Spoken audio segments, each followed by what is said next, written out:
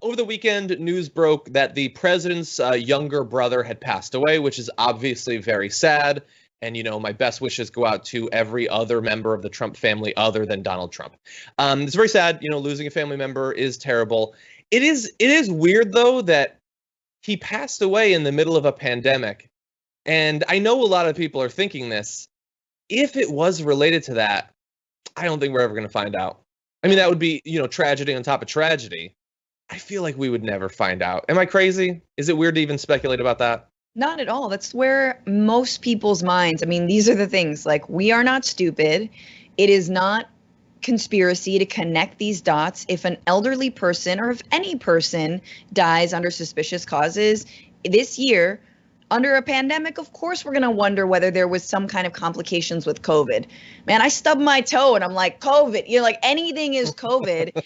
So of course, it's COVID. Yes. And if the president's brother, who was 72, I believe, passed away, people are going to wonder. And what's worse, I think, to me, the worst part is he wouldn't have any more remorse. It wouldn't change his opinion about the pandemic or his approach to it or people taking this seriously or children going back to school. It wouldn't change anything. And I think the people surrounding him absolutely know that. Yeah, I know that's one of the things that I've been thinking about. Like, we will probably never know. And it's notable that a family member of such a prominent person would pass away and there'd be no information whatsoever. It's totally fine. Like, you can have that be private if you want.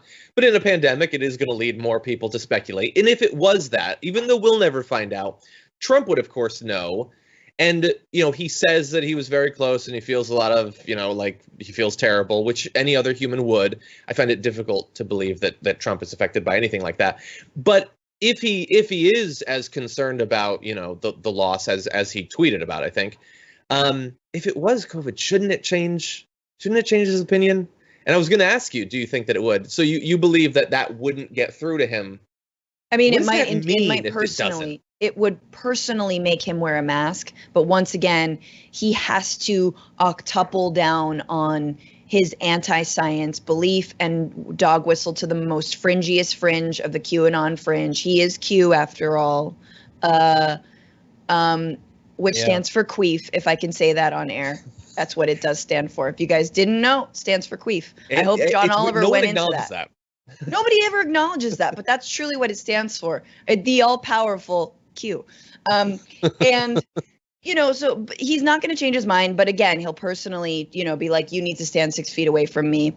I just have to say, the other person's tweet I saw about this was Joe Biden. Mm-hmm. Now, I understand that he is trying to run a campaign in, 1986 in the year 2020. And he's trying to have sort of, respect and honor his opponent.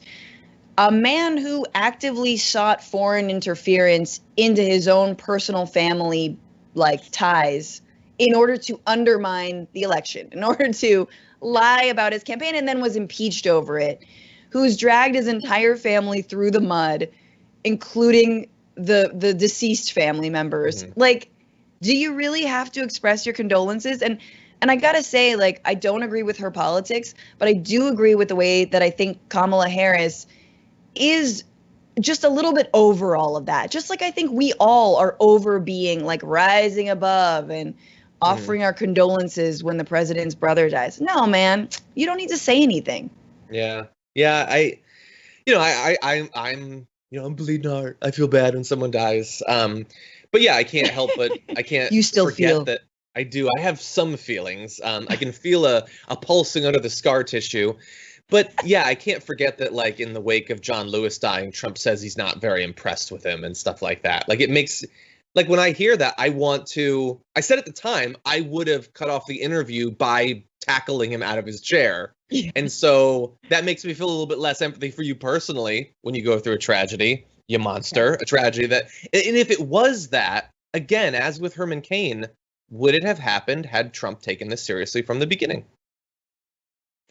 We don't know. Anyway, this is all baseless speculation, but I know that a lot of people are thinking these things, so I'm working my way through it as well.